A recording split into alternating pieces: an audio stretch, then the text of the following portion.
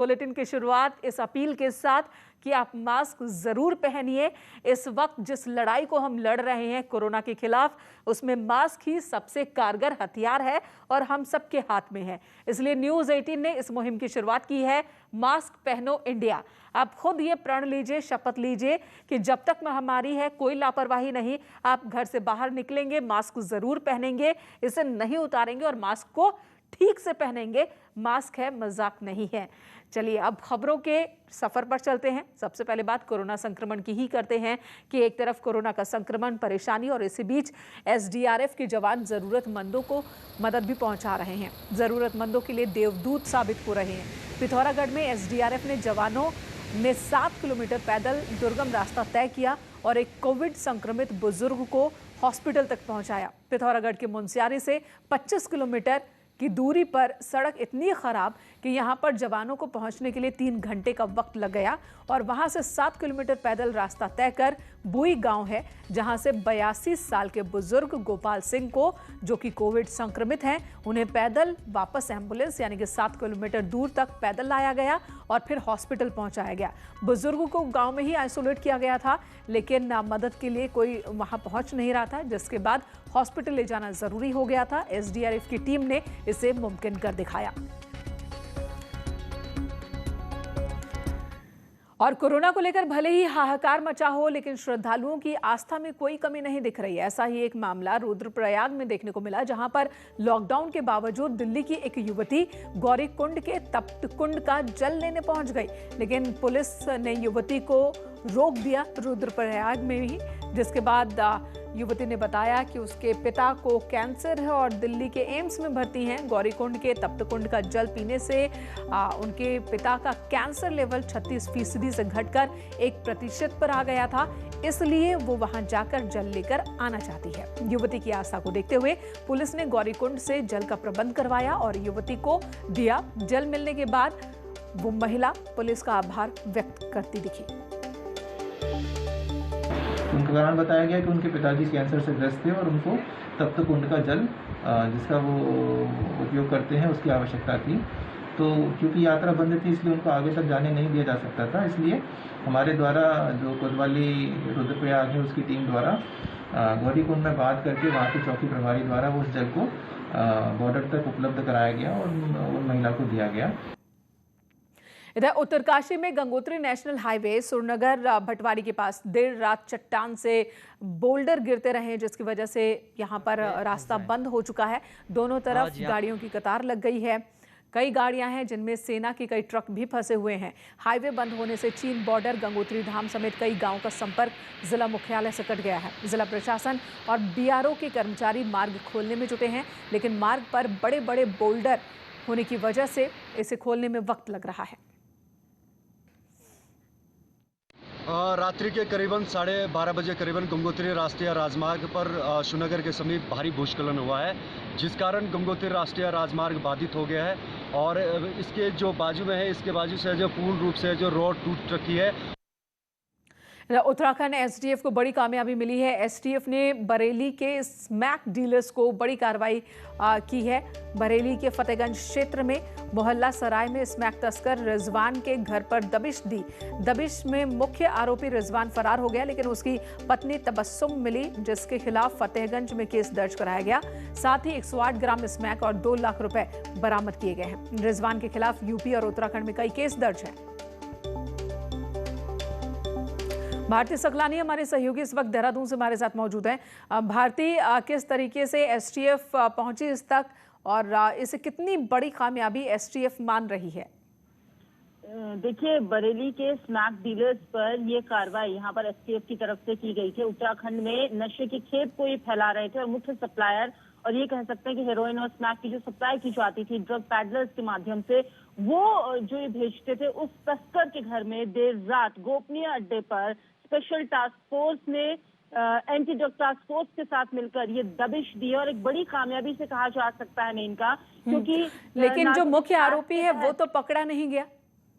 जी, वो भले ही ना पकड़ा गया हो, लेकिन पुलिस लगातार उसके लिए भी टीम गठित यहाँ पर कर रही है और ये कहा जा रहा है कि उसके खिलाफ कई सुराग यहाँ पर मिले हैं और उसी के अंतर्गत पूरी कोशिश यहाँ पर की जा रही है कि जल्द से जल्द वो भी पकड़ में आ जाए। भारतीय रिजवान मुख्य रूप से यूपी के बरेली का रहने वाला, लेकिन यहाँ पर रह रहा था। कब से वो यहाँ रह रहा था या फिर बस तस्करी के सिलसिले में आता जाता रहता है?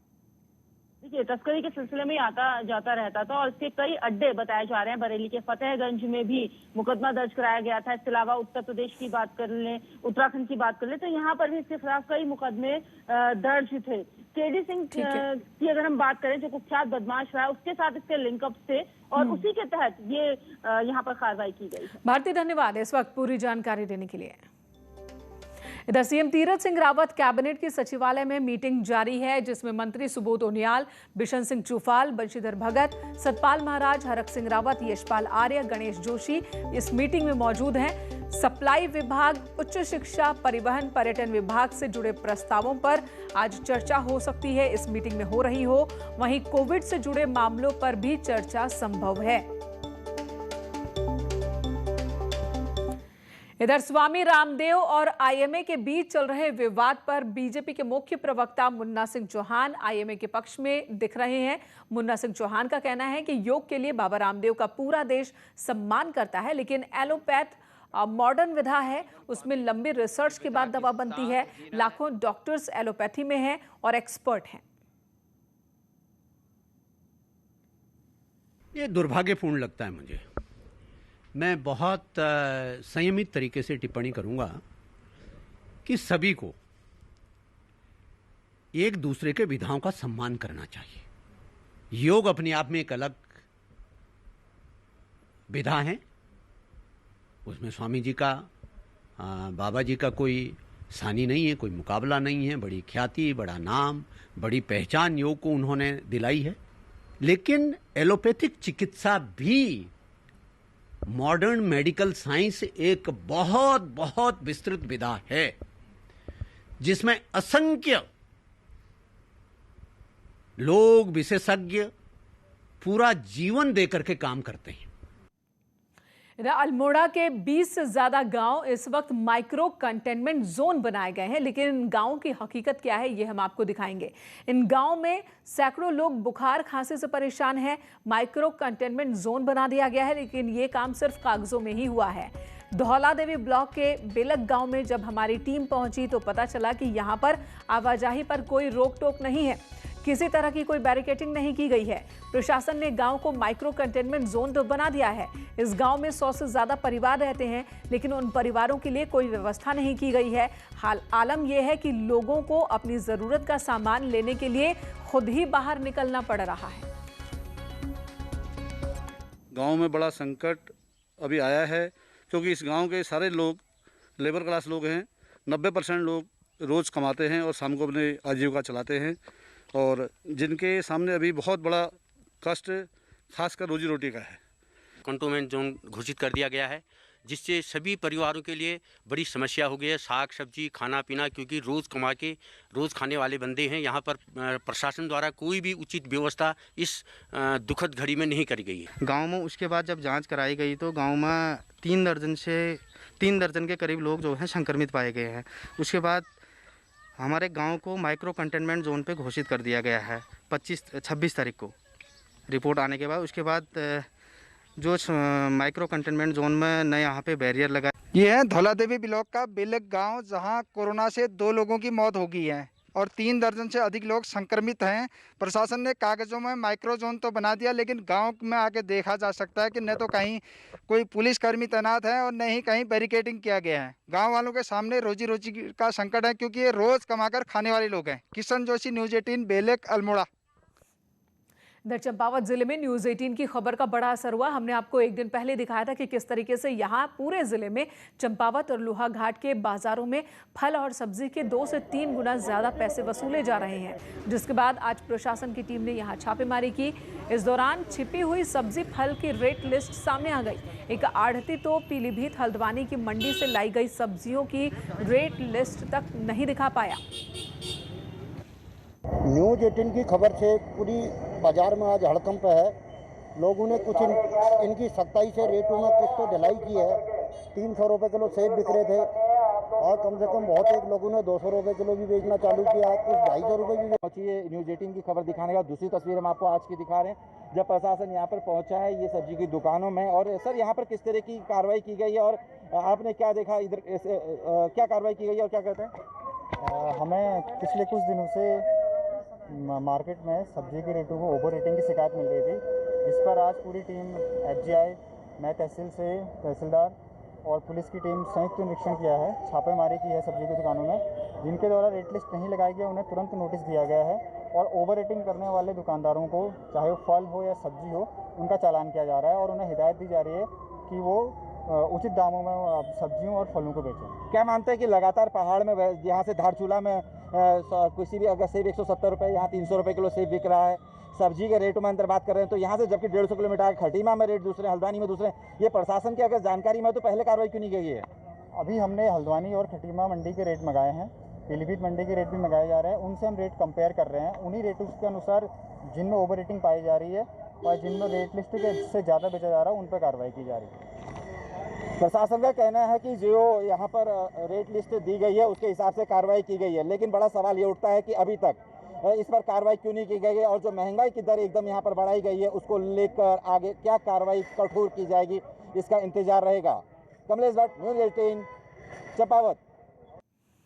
उधर टिहरी में गांव में बढ़ते कोरोना संक्रमण के मामलों को देखते हुए अब स्वास्थ्य विभाग की ओर से मेडिकल टीम बढ़ा दी गई है। गांव में सैंपलिंग भी तेज कर दी गई है। स्वास्थ्य विभाग ने घनसाली, प्रतापनगर और धौलदार में कई टीमें भेजी। इन जगहों से लोगों में बुखार और खांसी की शिकायत आ रही थी। सैंपलिंग के साथ ही कोविड किट भी ग्रामीणों को दी जा रही है। सीएमओ का कहना है कि अभी 41 मेडिकल टीम गाँव में विजिट कर रही है और सैंपलिंग भी तेज कर दी गई है। 41 टीम जो है हमारी मोबाइल टीम हमने कर दी है और 22 स्टैटिक टीम्स हैं जो कि सैंपलिंग हो रही है, जिनके द्वारा लगातार जो मोबाइल टीम है जहाँ से भी हमारे पास दूरस्थ क्षेत्रों से जो भी कॉल आ रही है किसी को भी सिम्टोमेटिक होने की या कोई पॉजिटिव होने की, तो वहाँ पर हमारी टीम मूव करती है, वहाँ पर सैंपलिंग हो रही है और उनको किट्स जो है वहीं पर प्रोवाइड की जा रही है। कोरोना कर्फ्यू के बीच सामान खरीदने के लिए मिल रही छूट के दौरान अक्सर बाजारों में भीड़ देखने को मिल रही है और वहीं इस दौरान सोशल डिस्टेंसिंग का पालन भी नहीं हो रहा। कोटद्वार के हालात का जायजा लेने पहुंची एसएसपी पी रेणुका ने लोगों से अनावश्यक बाहर न निकलने की अपील की। उन्होंने कहा कि बहुत से बाजार में अपने बच्चों को लेकर भी पहुंच रहे हैं बहुत से लोग, जो सही नहीं है।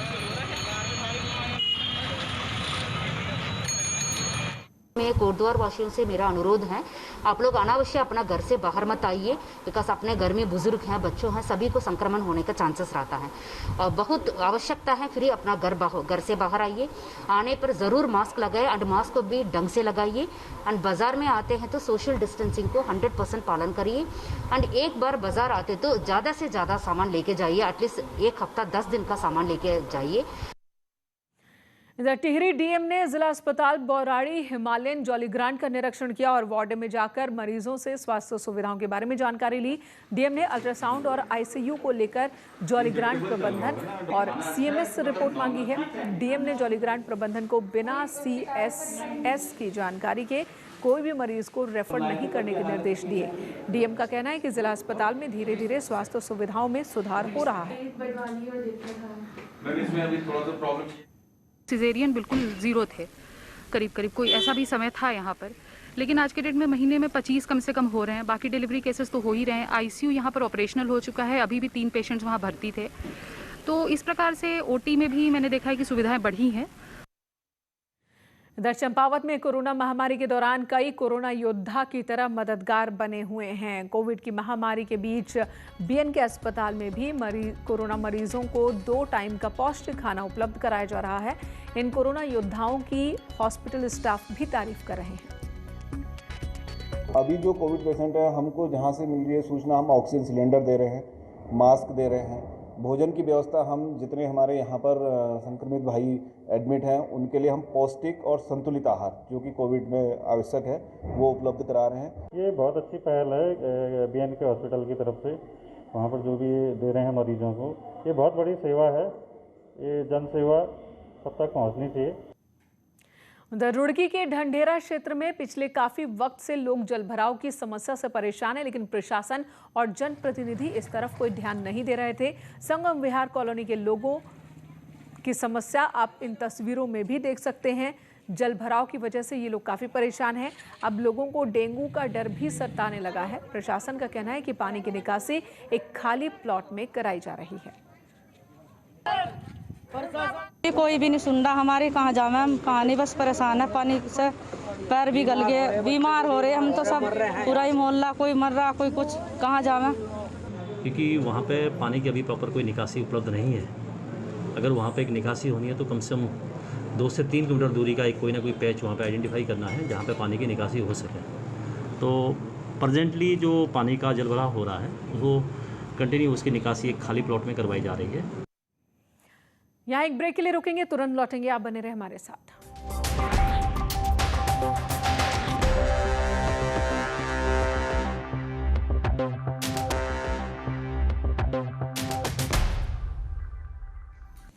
देश विदेश के करोड़ों लोगों की आस्था का केंद्र नैनीताल के कैंची धाम में इस बार भी आस्था का मेला नहीं लगेगा। पिछले साल की तरह इस बार भी सादगी के साथ 15 जून के महोत्सव को मनाया जाएगा।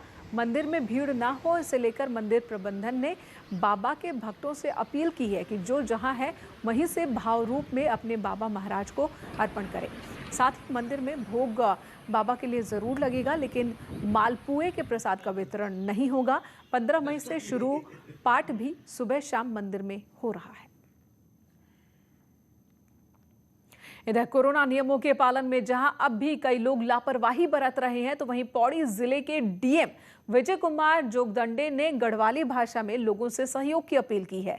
डीएम ने गढ़वाली भाषा में जारी किया है एक वीडियो संदेश, जिसमें लोगों से सरकार द्वारा कोरोना बचाव के लिए किए जा रहे कोशिशों में सहयोग की अपील की गई है। रोकना का वास्ता जनपद पौड़ी गढ़वाल का सब विलुक से जिला प्रशासन को निवेदन।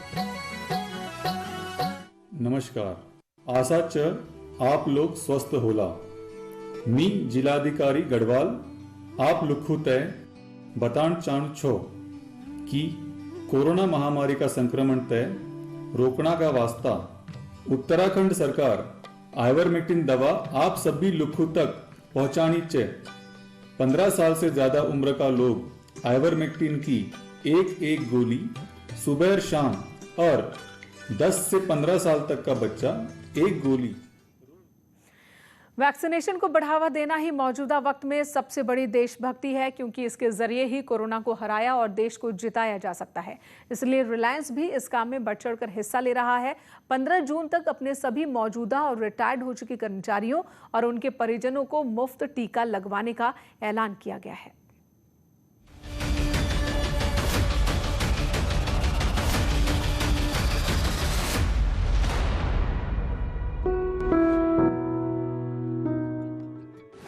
अस्पताल, ऑक्सीजन और अब वैक्सीनेशन, कोरोना काल के यही अचूक अस्त्र हैं। इससे न सिर्फ जिंदगी बचाई जा रही है बल्कि बढ़ाई भी जा रही है। इसलिए रिलायंस ग्रुप इन तीनों पर विशेष तौर पर जोर दे रहा है। अस्पताल और ऑक्सीजन के बाद RIL अब वैक्सीनेशन को रफ्तार देने में जुट गया है। कंपनी ने अपने सभी कर्मचारियों को कोरोना टीका लगवाने का ऐलान किया है। इस वैक्सीनेशन कार्यक्रम के तहत कंपनी के 13 लाख कर्मचारी, रिटायर्ड कर्मचारी और उनके परिवार के सदस्यों को कोरोना का टीका लगेगा। कंपनी के इस कदम से राज्यों के टीकाकरण अभियान में भी काफी मदद मिलेगी। रिलायंस इंडस्ट्रीज की इस योजना के तहत 880 शहरों में 13 लाख से अधिक लोगों को वैक्सीन लगाई जाएगी। इस योजना में परिवार के सभी सदस्य मतलब पति, पत्नी, माता पिता, दादा दादी, सास ससुर, पात्र बच्ची और भाई बहन को शामिल किया गया है। रिलायंस का ये अभियान सिर्फ मौजूदा कर्मचारियों तक ही सीमित नहीं है, बल्कि इसके जरिए तो रिलायंस ने सेवानिवृत्त कर्मचारियों को और उनके परिवार के सदस्यों तक भी टीकाकरण का लाभ पहुंचाने का जिम्मा उठाया है, ताकि देश के ज्यादा से ज्यादा नागरिकों तक जल्द से जल्द वैक्सीन पहुंचाई जा सके। बता दें कि RIL के 3,30,000 से अधिक कर्मचारियों और उनके परिवार के सदस्यों को पहले ही टीका लगाया जा चुका है। जो कर्मचारी और उनके परिवार के सदस्य पहले ही वैक्सीन लगवा चुके हैं, उन्हें टीकाकरण के खर्च की पूरी रकम दी जाएगी। रिलायंस कंपनी ने अपने टीकाकरण अभियान को तेज करते हुए बाकी कर्मचारी और परिवार के लिए कोविशील्ड और कोवैक्सीन की डोज खरीदी है। कंपनी का लक्ष्य 15 जून तक सभी कर्मचारी और उनके परिवार के सदस्यों को कोरोना टीका की पहली डोज देना है। Bureau report, news 18 network. Network 18 ये सुनिश्चित करना चाहता है कि हर भारतीय को कोविड-19 का टीका मिले। टीकाकरण जागरूकता बढ़ाने के लिए नेटवर्क 18 और फेडरल बैंक की पहल संजीवनी शॉर्ट ऑफ लाइफ को आप भी सपोर्ट कीजिए।